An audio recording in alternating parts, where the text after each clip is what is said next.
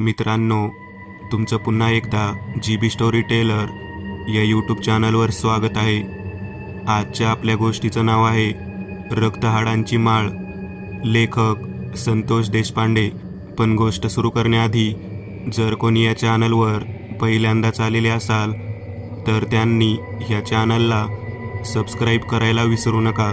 चला तर मग अजिबात वेळ न घालवता गोष्टीला सुरुवात करूया.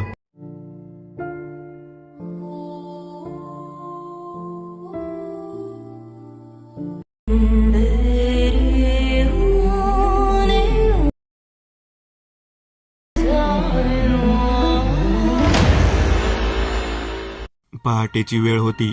कुडमुडेवाला गुडगुड आवाज करत दारामध्ये उभा राहिला. सुनंदाची आई त्याच्याकडे पाहत म्हणाली, आता तू काय अजून वेगळं सांगणार? मनीचं लग्न होणार नाही, ती अशीच राहणार. देवाला तिला सोडून द्या, पीरबाबाला सोडा.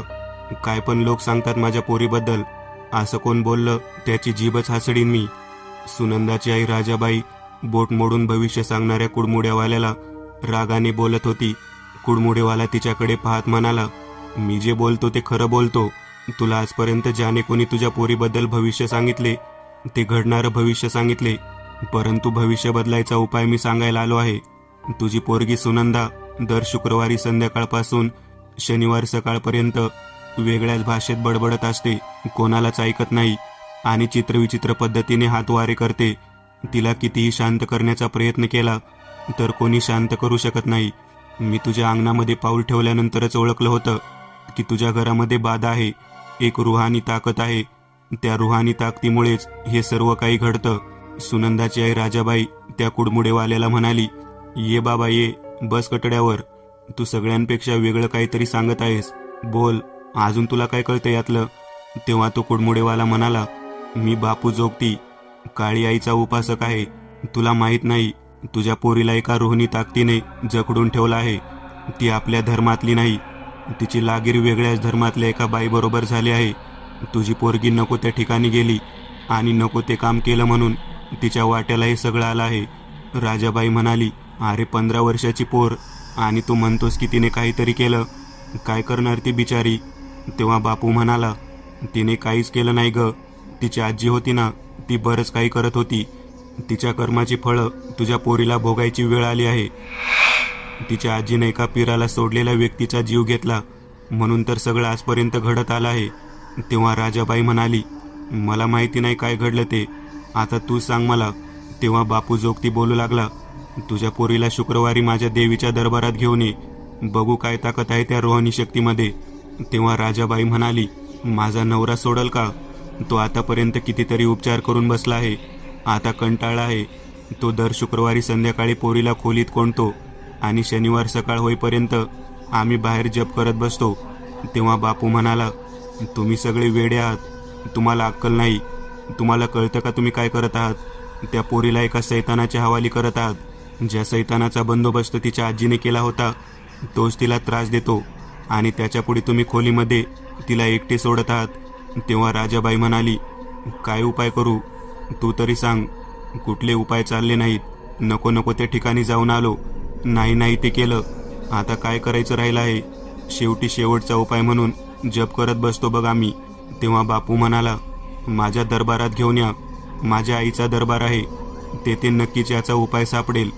कितीही कुठल्याही धर्माची कसलीही रोहिणी ताकद असू दे, त्या सर्व ताकदीला शांत करण्याची क्षमता माझ्या आईमध्ये आहे. तेव्हा राजाबाई म्हणाली, तुला काय हवं आहे सांग, मी तुला देते. तेव्हा तो म्हणाला, मी काही हवं आहे म्हणून आलो नाही, 4 ज्वारीचे दाणे जोळीमध्ये टाक, तुझं काम झाल्यावर मी सगळं काही मागून घेईन. बापू जोगतीचा हा प्रकार पाहिल्यानंतर राजाबाई म्हणाली, मी माझ्या नवऱ्याशी बोलते. आणि ती आतमध्ये गेली. तिने नवऱ्याला उठवलं आणि बाहेर जोगती आलाय म्हणून सांगितलं. राजाबाईचा नवरा बाळू बाहेर आला. त्याने त्याच्याकडे पाहिलं. तो म्हणाला, काय पैसे हवे आहेत का? का अजून काही सोनं नाणं हवं आहे? काय पाहिजे ते देतो, पण माझ्या पोरीला यातून बाहेर काढ. तेव्हा बापू म्हणाला, अरे सोनं नाणं, पैसा अडका, जिच्या पुढे शून्य किमतीचे आहे त्या देवीचा मी उपासक आहे. तुझ्या पोरीला तुझ्या आईच्या करणीने नको तो त्रास होत आहे, तो त्रास दूर करायला मी आलो आहे असं समज. मला त्या देवीनेच पाठवलं आहे. बाळू त्याच्या बोलण्याकडे पाहून म्हणाला, आजपर्यंत खूप पैसे घालवले. 2 वर्ष झाला त्रास सुरू आहे. माझी पोरगी दर शुक्रवारी रात्री चित्रविचित्र पद्धतीने ओरडते, कालवा करते. तिच्याकडे पाहण्याचं धाडस होत नाही. तिचे डोळे पांढरे होतात, केस मोकळे होतात. ती इतकी ताकदवर होते की तिच्याजवळ येईल त्याचं नरड दाबते. एका हातात त्याला उचलून धरून भिंतीवरती आपटते. तिची ताकद एखाद्या पैलवानाप्रमाणे असते. मला कळत नाही की माझ्या पोरीला अशी बाधा केव्हा आणि कुठे झाली. कोणी उपाय करतो म्हणून येतं आणि काही उपाय करून कसंही करून तिला सोडवतं असं सांगतो, परंतु आजपर्यंत कुठल्याच गोष्टीचा उपाय झाला नाही. लोक येतात आणि फसवून जातात. माझी आई छबाबाई, तिने कितीतरी लोकांचा वाईट शक्तीचा तरास घालवला आहे. आज तिच्याच नातीला दारोदार भटकावं लागत आहे. तेव्हा बापू जोगती म्हणाला, छबाबाईला कोण ओळखत नाही. छबाबाईमुळेच्या गावात कुठल्याही वाईट शक्तीचं पाऊल ठेवायचं धाडस नव्हतं. पण आज मला वाटलं नव्हतं की तिच्या घरातच एवढ्या भयानक पद्धतीने रूहानी ताकद त्रास देत असेल. खऱ्या अर्थाने आज तुझ्या घरी पहाटेच्या वेळेला मी आलो आणि जे काही तुला सांगितलं ते बोलून मला समाधान वाटलं. तू उपाय करागर करू नकोस, परंतु देव प्रत्येकाला संकेत देत असतो. तुझ्या पोरीला या संकटातून बाहेर काढण्यासाठी हा पहिला संकेत आहे असं समज. तेव्हा बाळू म्हणाला, देवानेच तुला माझ्या घरी पाठवलं आहे. आज मंगळवार आहे. तू सांग मी कधी येऊ. जेव्हा तू म्हणशील तेव्हा मी त्या ठिकाणी येतो. तेव्हा बापू म्हणाला, तू येण्याची गरज नाही. तुझ्या पोरीला पाठव, तेही तुझ्या बायकोबरोबर.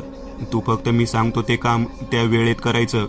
जेव्हा तू ते काम करशील तेव्हाच तुझी पोरगी वाचेल. तेव्हा बाळू म्हणाला, कोणतं काम?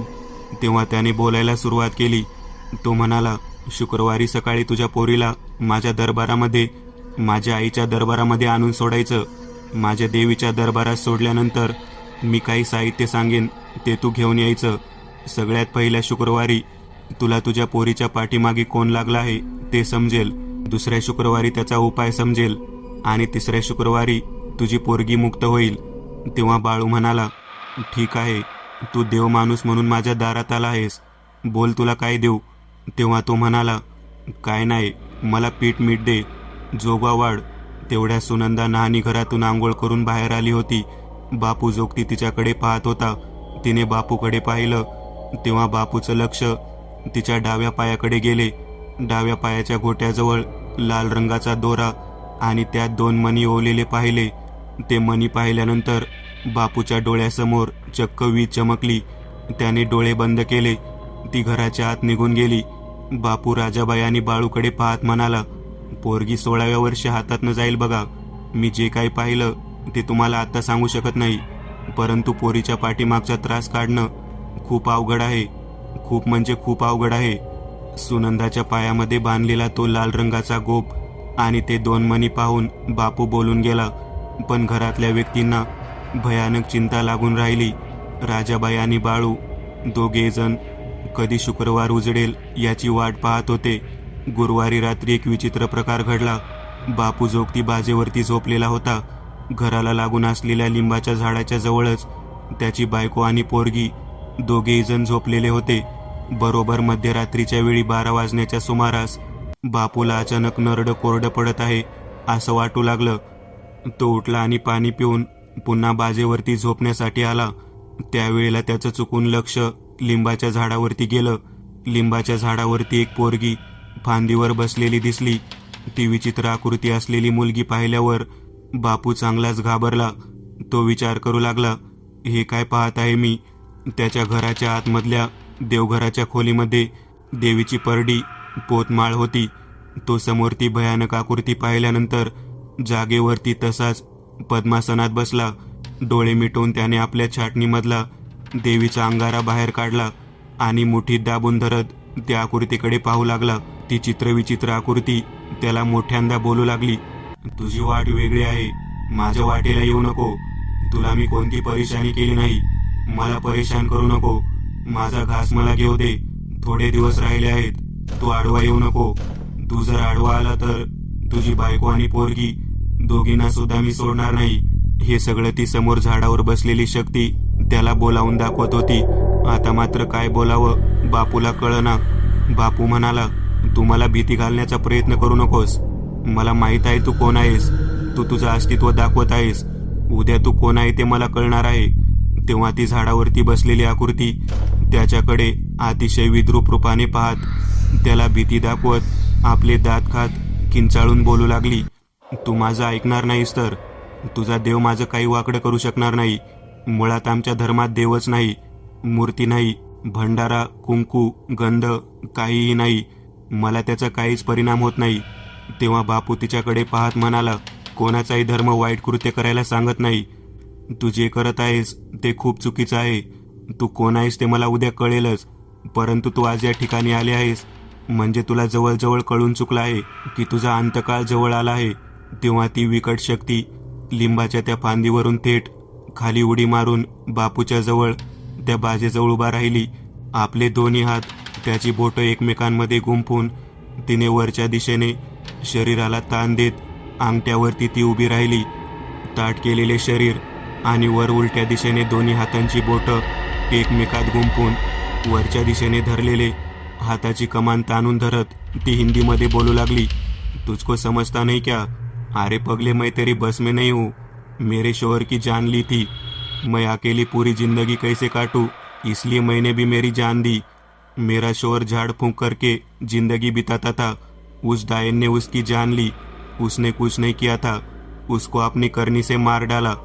मेरा शोहर प्यासा है, उसकी प्यास बुझानी है, इसीलिए मैं उसकी पोती का शरीर धारण करती हूँ और मेरे शोहर की प्यास बुझाती हूँ. उसकी 16वीं सालगिरह पर वो अपनी जान छोड़कर चली जाएगी. उसका जिस्म मुझे मिल जाएगा. मैं इस गाव से चली जाऊंगी. मेरा शोहर मेरी राह देख रहा है. तिचे हे बोलणे झाल्यानंतर बापू म्हणाला, उद्या सांग, सगळं मला माहीत आहे. सगळं काही तू उद्या माझ्या आईच्या दरबारामध्ये जसेच्या तसे ओकणार. तू आता मला भीती दाखवायला आली आहेस ना? माझ्या पोरीचा आणि बायकोचा जीव घेईन म्हणून मला धमकी देत आहेस ना? त्या मुलीचा काय दोष? तुझ्या नवऱ्याचा आणि छबूबाईचा सामना होता. तुझ्या नवऱ्याने चुकीच्या पद्धतीने बाधा केली होती. ती बाधा फक्त छबूबाईने तिच्या ताकदीने काढली आणि त्याचा रिव्हर्स फटका तुझ्या नवऱ्याला बसला. रूहानी ताकद एवढी साधीसुधी नसते. तिला सांभाळायची ताकद सुद्धा त्या पद्धतीने असावी लागते. ग्रहण काळ असू दे, अमावस्या असू दे, पौर्णिमा असू दे, त्या काळामध्ये अर्ध्या पाण्यात उभा राहून साधना करावी लागते. ही सगळी साधना छबूबाई करत होती, म्हणून तर तिची ताकद तुझ्या नवऱ्याच्या ताकदीपुढे सरस ठरली. आणि आता तू तिची वासना भागवण्यासाठी त्या लहान मुलीचे शरीर धरलं आहेस. 16वी सालगिरह विसरून जा. 16 दिवसाच्या आत तुझा जर नाही बंदोबस्त केला तर नावाचा बापू जोगती नाही. अजून मोठमोठ्यांदा बडबड करू लागली. बापूने आपल्या मुठीमध्ये धरलेला अंगारा हातावरती धरला आणि त्या बाईच्या दिशेने त्याने तो अंगारा फुंकला. त्या बाईचा चेहरा दिसत नव्हता. सगळं काही विद्रूप रूप दिसत होतं. आता बापूला कळना की नेमकं काय करावं, कारण थेट थेट रूहानी शक्तीने आव्हान दिलं होतं. बापू देवीच्या मूर्तीसमोर जाऊन बसला. त्याला ज्या पद्धतीने त्या भयानक शक्तीने दर्शन दिलं होतं त्या पद्धतीने तो देवीची साधना करू लागला. त्याला माहीत होतं गुरुवार रात्रीचा काळ एवढ्या भयानक पद्धतीने गेला. उद्या रात्री तर ती मुलगी आपल्या समवेत असणार आहे. त्या मुलीला ही बाई कशा पद्धतीने त्रास देईल काही सांगता येत नाही. आपण आईसाहेबांपुढे निवेदन ठेवायला पाहिजे. बापू जोगती तसा जागा होता. पहाटेचा काळ आला. त्याने मंत्र साधना थांबवली, आंघोळ केली आणि देवीच्या समोर पोत धरून आरती करायला सुरुवात केली. त्याला माहीत होतं आपल्या अंगाराचा, कुंकवाचा, भंडाऱ्याचा कोणताही उपयोग त्या शक्तीपुढे होणार नाही. ती मुळात असताना परजातीतील शक्ती होती. मग आता त्याच्यावर उपाय काय शोधायचा याचा विचार बापू करत होता. त्याने ध्यानधारणा केली होती. आज ती शक्ती कोण आहे, तिचं स्थान कुठे आहे ते सर्व काही कळणार होतं. सूर्योदयानंतर सुनंदा आणि तिची आई राजाबाई दोघी जणी बापू जोगतीच्या दारामध्ये येऊन उभ्या राहिल्या. बापूंना सुनंदाच्या पायाकडे पाहिलं तेव्हा तिच्या पायामध्ये लाल दोरा आणि 2 मणी दिसत होते. बापू त्या दोघींना म्हणाला, समोर बसून राहा, मी सांगतो ते काम करा. तेव्हा त्या दोघी जणी समोर बसून राहिल्या. बापूंनी परडीमधलं पीठ काढलं आणि ते एका लाल रंगाच्या कपड्यावरती अंथरलं. त्या पोरीला म्हणाला, या पीठावरती मी दिलेलं कुमकुम करत येते बस. मी देवीची तुला 108 नामावली कागदावरती लिहिलेली तुझ्या समोर ठेवते. तू फक्त तेवढं काम कर. तेव्हा ती सुनंदा म्हणाली, ठीक आहे. त्या पद्धतीने तिने कुमकुमार्चन करायला सुरुवात केली. बापू तिच्या आईला म्हणाला, राजाबाई तुम्ही माझ्यासोबत बाहेर चला, मी सांगतो त्या ठिकाणी आपल्याला जावं लागेल. तेव्हा राजाबाई त्याच्यासोबत बाहेर आली. घराच्या कडेने एक टोकदार लोखंडी पहारीने तिला गोल रिंगण आखायला सांगितलं. राजाबाई स्वतः रिंगणात होती. बापू आपल्या हातामध्ये देवीची माळ धरून मंत्र म्हणत होता. घराच्या संपूर्ण कडेने रिंगण आखून झाल्यानंतर बापू म्हणाला, तिने संध्याकाळ होण्याच्या आत 21 आवर्तनात करायला हवे. तेव्हा राजाबाई म्हणाली, पोरगी हुशार आहे, पूर्ण करेल बघा. तुम्ही हे सर्व काही आखून घेतल्यानंतर तिने संध्याकाळी इथेच बसायचं आहे. तुमच्या नवऱ्याला बोलावून घ्या. मी या रिंगणाच्या बाहेर येणार नाही. तरी सुद्धा तुम्ही सुद्धा रिंगणाच्या बाहेर जायचं नाही.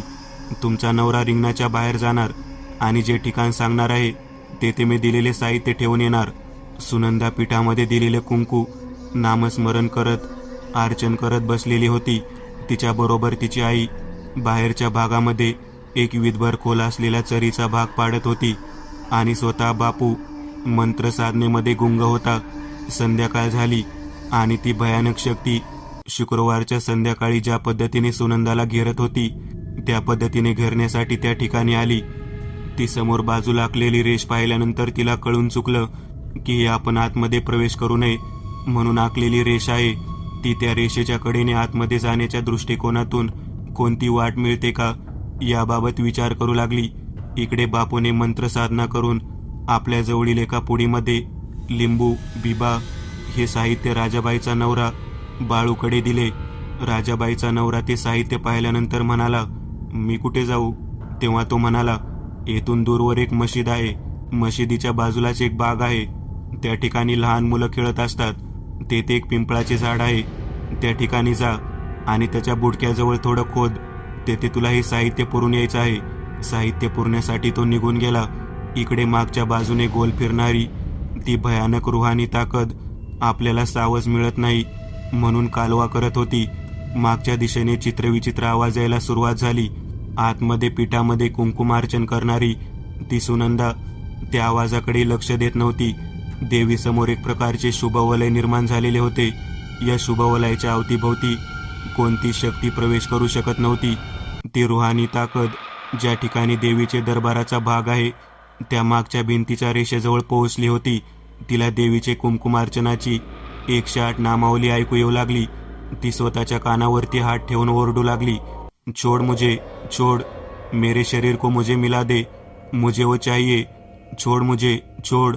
जणू काही तिला त्या देवीच्या मंत्रशक्तीने जपून ठेवलं होतं असं ती भासवत होती आणि ओरडत होती. त्याच वेळेला राजाबाईला हा आवाज ऐकू येऊ लागला.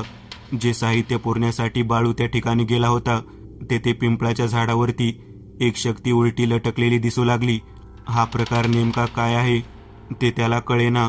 तो भयंकर घाबरलेला होता. त्याने पिंपळाच्या बुडात खोदायला सुरुवात केली आणि खोदून झाल्यानंतर त्याने तेथे ते साहित्य पुरवलं. तो पाठीमागे काही न बोलता सरळ सरळ बापूच्या घराच्या दिशेने निघाला. बापूच्या लक्षात आले की आपण सांगितलेले काम बाळूने केले आहे. मागच्या दिशेला असलेली ती सैतानी शक्ती ओरडत असताना बापूने आपल्या हातामध्ये देवीचा ताबीज धरला आणि तो तिथून उठला आणि थेट आतमध्ये जिथे आवर्तन सुरू होतं त्या ठिकाणी तो पोहोचला. परडीच्या पीठामध्ये सर्वत्र लाल रंगाचे कुंकू पडलेले दिसत होते. सुनंदा अतिशय तळमळतेने मंत्रसाधना करत होती. बापूंनी त्यातील कुंकवाचा थोडा भाग घेतला आणि तो घराच्या बाहेर जाऊन पोहोचला. ज्या ठिकाणी मागच्या बाजूला ती भयानक शक्ती ओरडत होती तिथे त्याने ते पीठ फेकले आणि तेथे तो उभा राहिला. त्याच्या समोर त्या दोन्ही जोडप्यांची नावे आणि प्रत्यक्ष चेहरे दिसायला सुरुवात झाली. जी बाई बापूला आव्हान देत होती तिचा नवरा सुद्धा बापूला दिसत होता. बापूला सुनंदाच्या आजीने म्हणजेच छबूबाईने कोणत्या रीतीने तिच्या नवऱ्याला कोणत्या विधीमध्ये कसे संपवले हे जाणून घ्यायचे होते. आता प्रत्यक्ष त्या व्यक्तीचा सामना करण्याची वेळ आलेली होती. बापू विचार करत होता. ती बाई बोलू लागली. बापू म्हणाला, मी तुला काल सांगितलं होतं ना की तू तुझं अस्तित्व लपवू शकत नाही. कोणत्याही जाती धर्माचा ईश्वर असू दे, तो सत्य मार्गाने सत्य धर्म जाणणारा असतो. असत्य मार्गाने वाईट कृत्य करणाऱ्याला कोणत्या शक्तीला कोणताही देव थारा देत नाही. तेव्हा ती बाई वेगळ्या स्वरूपात म्हणाली, असत्य शक्तीला देव कोणताही थारा देत नाही ना. मग एखाद्या व्यक्तीने एखाद्या लहान व्यक्तीचा, लहान मुलाचा जर जीव घेण्याचा प्रयत्न केला असेल तर त्याला सत्कार्य म्हणायचं का दुष्कर्म म्हणायचं? ती शक्ती बोलू लागली. बापू म्हणाला, तुझ्या आणि तुझ्या नवऱ्याच्या बाबतीत जे काही घडलं आहे ते पूर्णतः समजलेलं नाही. तू तुझी जी काही माहिती आहे ती माझ्यासमोर सांग. मला जाणून घ्यायचं आहे की नेमकं कोणतं कारण आहे ज्यामुळे तू या मुलीला सोडत नाहीस. तेव्हा ती बाई म्हणाली, माझ्या नवऱ्याचा मृत्यू, माझ्या नवऱ्याने त्याचा सूड घेण्यासाठी हे सर्व काही केलं होतं, परंतु त्या बाईने माझ्या नवऱ्याला केलेल्या त्याच्या करणीमध्ये अडकवून त्याचा जीव घेतला. बापू म्हणाला, तू काही बोलू नकोस, मी केवळ तुझ्याकडे पाहूनच सर्व काही जाणून घेऊ शकतो. बापूने तिच्याकडे पाहत एकाग्रचित्तेने ध्यान करायला सुरुवात केली. त्याला त्या बाईचा, तिच्या नवऱ्याचा सर्व इतिहास जवळजवळ कळून चुकला. पिंपळाच्या झाडाच्या वरती लटकलेला तो त्या बाईचाच नवरा होता, ज्या ठिकाणी बाळूने तंत्रसिद्धीचे साहित्य ठेवलेले होते. बापू त्या बाईशी काही न बोलता अगदी शांततेने, एकाग्रचित्तेने सर्व काही जाणून घेत होता. जेव्हा त्याला सत्य समजले तेव्हा त्याने स्वतःच्या कपाळावरती आपला हात धरला आणि डोळे मिटून घेतले. काही क्षणाच्या आतच ती बाई पहाटे 3 वाजताच्या प्रहराला तेथून किंचाळत परत निघून गेली. बापू त्यानंतर शांततेने झोपण्यासाठी घरात गेला. त्याच्या घरामध्ये सुनंदा तसेच राजाबाई आणि बाळू हे सुद्धा उपस्थित होते. बापूंनी त्यांना विश्रांती घ्यायला सांगितली. उद्या सकाळी तुम्हाला संपूर्ण कहाणी समजेल. रक्तहाडाची माळ, या माळेसाठी सर्व काही खेळ घडला आहे. ती माळच तुझ्या पोरीला वाचवू शकते. त्या माळेसाठीच आतापर्यंत सर्व काही घटनाक्रम घडत आलेला आहे. तेव्हा बाळू म्हणाला, हे नाव कसले आहे? रक्तहाड आणि माळ. तेव्हा बापू म्हणाला, त्याचे रहस्य मी तुला उद्या संध्याकाळी सांगेन. बाळू म्हणाला, माझ्या पोरीला रात्रभर देवीची आराधना केल्यानंतर कोणताही त्रास झाला नाही. ती बाई, ती भयानक शक्ती मागच्या दिशेने येऊन उभारलेली होती. तिने या ठिकाणी आतमध्ये येण्याचा प्रयत्न सुद्धा केला नाही. खरंच ती बाई कोण आहे? ज्या भयानक शक्तीला मी पिंपळाच्या झाडावर लटकलेलं पाहिलं आहे तो व्यक्ती कोण आहे? आणि माझ्या मुलीला हा चित्रविचित्र त्रास होण्यामागचं कारण तरी काय आहे? हे सगळं काही मला सांग. मी आतापर्यंत खूप काही उपाय केले, परंतु या अशा पद्धतीचा उपाय आणि त्यावरचा तोडगा कोणीच पूर्णत्वास नेला नाही. तेव्हा बापू म्हणाला, शांततेने झोपी जावा. तुमच्या घरातील कोणत्याही व्यक्तीला कसलाच त्रास होणार नाही, परंतु रक्तहाडाची माळ ही धारण केल्याशिवाय तुझी पोरगी शांत होणार नाही. त्याशिवाय उपायच राहिलेला नाही. राजाबाई म्हणाली, ठीक आहे, मी तुम्ही सांगितल्या पद्धतीने सर्व कार्य केले. आता इथून पुढे सुद्धा तुम्ही जे काही सांगाल ते करायला आम्ही तयार आहोत. ती माळ कुठे मिळेल, ती कशी असते, त्याच्या सर्व गोष्टी आम्हाला जाणून घ्यायला आवडतील. सुनंदा म्हणाली, मी आयुष्यभर ती माळ माझ्या गळ्यात घालीन. मला जर त्या भयानक शक्तीपासून मुक्ती मिळणार असेल तर मी तुम्ही सांगाल ते करायला तयार आहे. तेव्हा बापू जोगती म्हणाला, आईची इच्छा आहे पोरी, म्हणून तर तुला ती माळ घालण्याची वेळ आली आहे. ती माळ कोणाची आहे हे जर तू जाणून घेतलं तर तुला समजेल की तिच्या तशी का निर्माण झाली आहे. ती माळ ज्याची आहे त्याने कोठे ठेवले आहे, ती कशा स्वरूपात आहे, हे सर्व काही आपल्याला समजेल. परंतु आता मी खूप दमलेलो आहे. आता मला विश्रांतीची गरज आहे. आपण उद्या यावरती बोलूयात. बाळू, राजाबाई, सुनंदा हे सर्वजण शांततेने झोपले होते. दुसऱ्या दिवशी जे काही रहस्य आहे ते जाणून घेण्याच्या दृष्टिकोनातून ते प्रयत्न करत होते. परिस्थिती एवढी भयानक होती. दुसऱ्या दिवशी आपल्याला माळ कोठे आहे हे समजणार, आणि सगळ्यात महत्त्वाची गोष्ट म्हणजे ती माळ कोणी कोणासाठी ठेवली आहे ते सुद्धा समजणार. बापू उठला. बापूंनी देवीची पूजा अर्चना केली आणि तो म्हणाला, तुम्हाला तुमच्या आईच्या माहेरी जायचे आहे. तेव्हा बाळू म्हणाला, म्हणजे माझ्या मामाच्या गावी? हो, तुझ्या मामाच्या गावी तुला जावे लागेल. त्या ठिकाणी तुझ्या आजीची खोली आहे, ज्या खोलीमध्ये तुझ्या आईला म्हणजे छबूबाईला एक विशिष्ट पद्धतीची माळ सिद्धीसाठी देण्यात आली होती. ती माळ परिधान केल्यानंतरच सर्व काही व्यवस्थित होणार आहे. तुझ्या आईच्या हातून एक घटना घडली होती. तुझी आई माझी माळ परिधान करत होती. ती रक्तहाडांची माळ होती. ती माळ तुझ्या आजीने स्वतःच्या हाडापासून बनवलेली होती. तिने स्वतः हातावरती मंत्रसिद्धी आणि अंगारा पोत घेऊन आराधना केली होती. त्या आराधनांमध्ये तिचा उजवा हात तिने बाजूला करून त्याच्या हाडापासून एक सुंदर माळ बनवली. त्यामुळे तिने जे मंत्रसिद्धी ज्या हाताने केली होती त्याचे सर्व शुभ स्पंदना त्यामुळे जपून ठेवले होते. आणि ती माळच तुझ्या आईच्या गळ्यामध्ये घालून तिला एक सिद्ध स्त्री बनवले होते. तुझ्या आईकडे एकदा असेच एक जोडपं आलं, ज्याच्या हातून गाडीखाली लहान मूल मेले होते.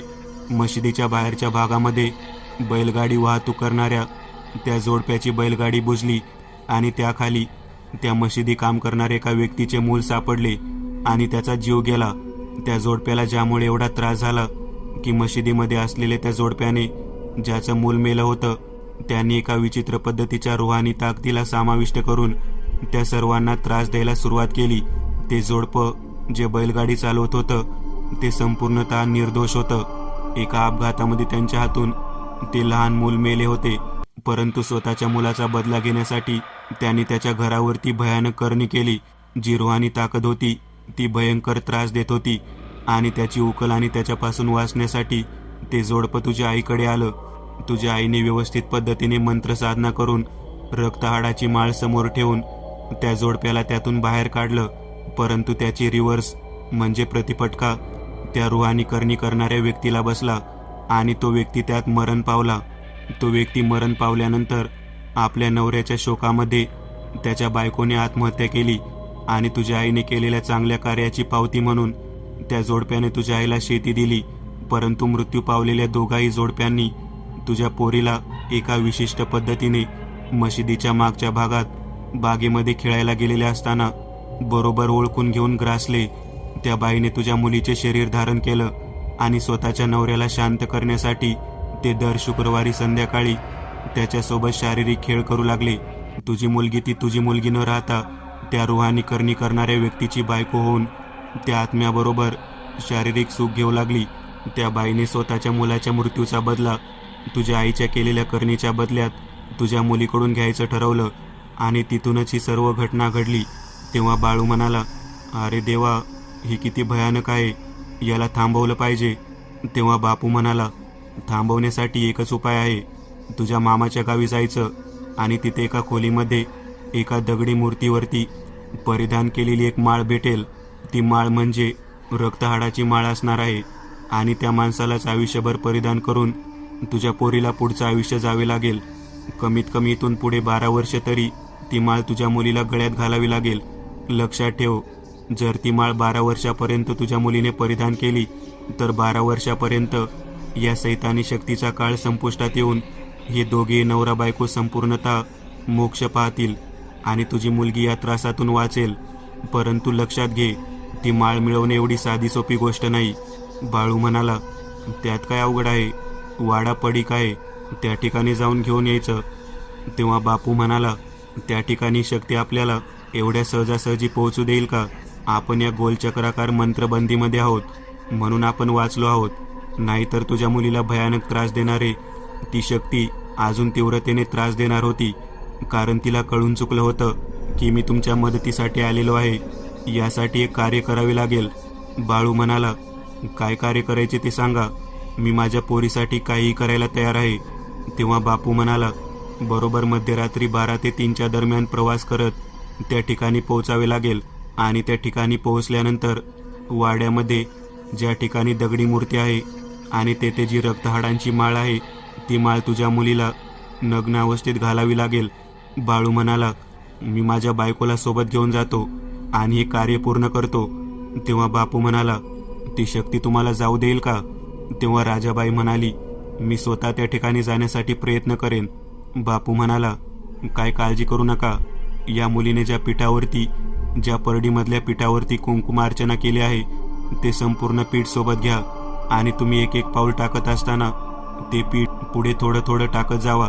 त्यानंतरच ही घटना पूर्णत्वास येईल. ते तिघेही जण तयार झाले. आपल्याजवळ मोठ्या झोळीमध्ये पीठ घेऊन ते पीठ हळूहळू पुढे टाकत राजाबाई पुढे निघाली. तिच्या पाठोपाठ सुनंदा आणि पाठीमागच्या बाजूला स्वतः बाळू होता. बापू देवी समोर दरबारामध्ये त्यांच्यासाठी कामना करत होता. कसं बस ते त्यांच्या गावाची वेस ओलांडून बाहेर पोहोचले आणि समोर ते दोन्ही चित्रविचित्र प्रेतात्मे त्यांना भीती दाखवण्यासाठी आक्रोश करू लागले. ते ओरडत होते, माझ्या मुलीचा जीव घेतला, माझ्या मुलीचा जीव घेतला, त्याला वाचवणारी तुझी आई, तुझ्या आईमुळे माझ्या नवऱ्याचा जीव गेला, मी तुम्हाला सोडणार नाही, मी तुम्हाला सोडणार नाही. पीठ टाकत असले तरी ते दिसणारे भयानक 2 प्रेतात्मे त्यांना शांत करण्याच्या दृष्टिकोनातून बाळू जागेवरती थांबला आणि म्हणू लागला, तुम्हाला जसा मुलगा होता त्याचा जीव गेल्यानंतर तुम्हाला जो त्रास झाला तो त्रास तुम्हाला मला द्यायचा आहे का? परंतु माझा स्वतःचा दोष काय? माझ्या मुलीचा दोष काय? आम्ही तुमचं काय वाकडं केलं आहे? माझ्या आईने केलेल्या तंत्रविधीमध्ये तुमच्या पापकर्माची शिक्षा तुम्हाला मिळाली आणि तुम्ही मृत्यूनंतर सुद्धा माझ्या मुलीला त्रास देत आहात. तुम्हाला तुमचा देव माफ करेल का? याची जरा भीती बाळगा. बाळूच्या तोंडून हे शब्द ऐकल्यानंतर ते दोघे जण कर्णकर्कश आवाजामध्ये जोरदार ओरडून म्हणाले, माझ्या पुढे मुलाचा मृत्यू झाला, त्याची शिक्षा, त्याचा दोष कोणाचा? त्या बैलगाडीखाली माझे लेकरू चिरडून मेलं, त्यात दोष कोणाचा? त्यांना शिक्षा नको का? तेव्हा बाळू म्हणाला, त्याला देव शिक्षा देईल ना. तुम्हाला काय अधिकार आहे शिक्षा द्यायचा? तुम्ही स्वतः देव झाल्यासारखे का वागतात? तुम्ही दोघेही पिशाचे आहात, रोहानी पिशाचे आहात.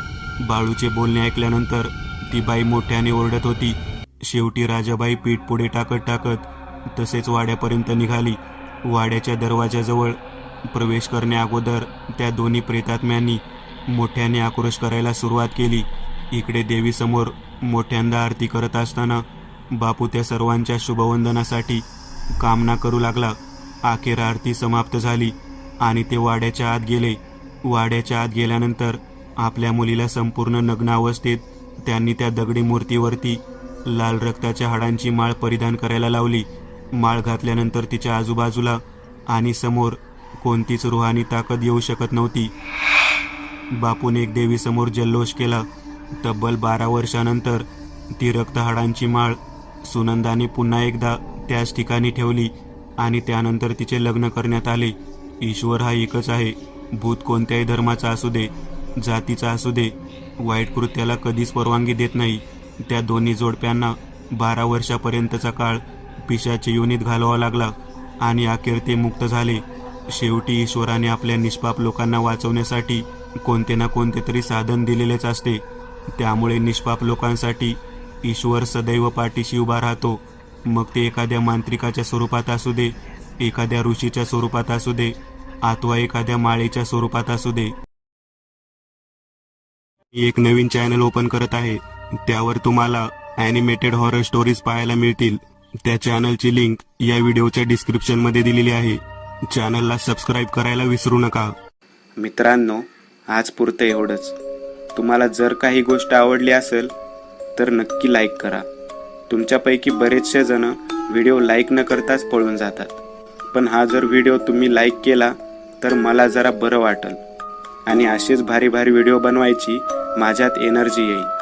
त्यामुळे नक्की लाईक करा आणि अजूनही कोणी या चॅनलला सबस्क्राईब केलेलं नसाल तर लगेच सबस्क्राईब करून टाका आणि बाजूची घंटी ती मात्र दाबायला विसरू नका. देवाची घंटी आहे ती. चला तर मग पुन्हा भेटूया अशीच एक आगळी वेगळी गोष्ट घेऊन पुढच्या भागात.